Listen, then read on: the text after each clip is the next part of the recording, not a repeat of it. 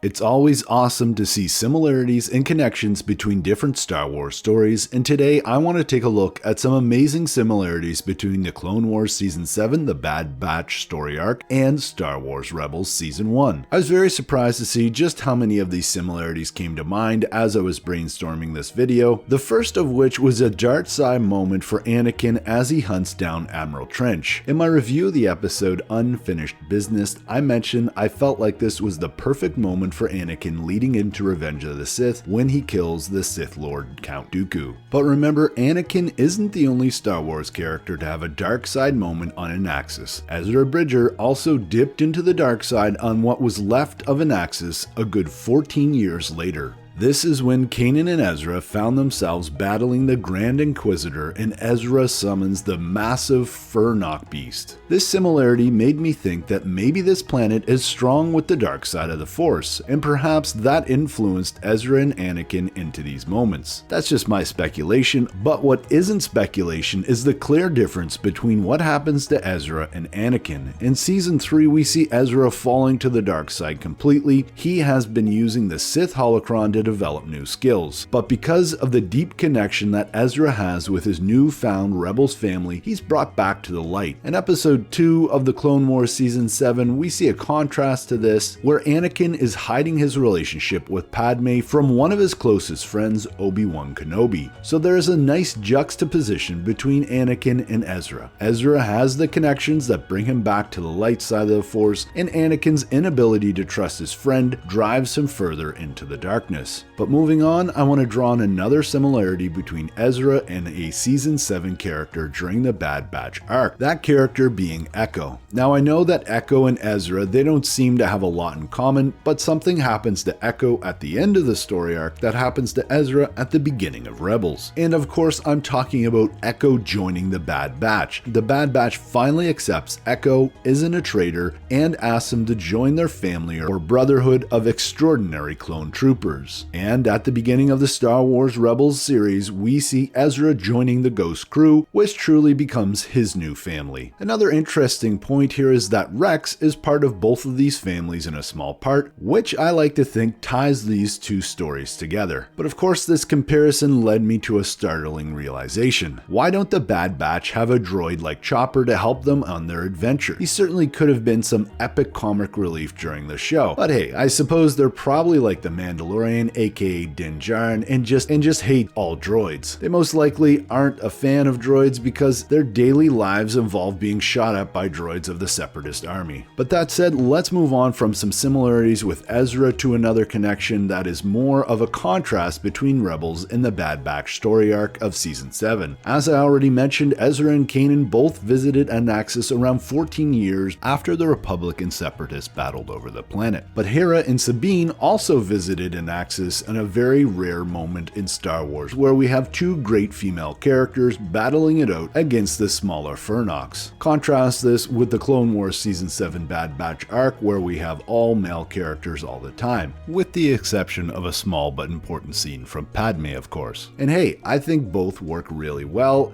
and both are important to have in Star Wars. But what's even more important is that both of these stories are about gaining trust. Echo has to earn the trust of the Bad Batch in Season 7, and in Season 1 of Star Wars Rebels, we see Hera and Sabine learning to trust each other during their battle. And this is why Star Wars isn't just for kids, in my opinion. Yes, kids need to know the importance of trust, but adults also need reminders of its importance in our relationships as well. That said, why not check out my older video here in a comparison I did between mentors Luke Skywalker and Kanan Jarrus. And as always, I'm Mike, thanks for watching, and may the Force be with you.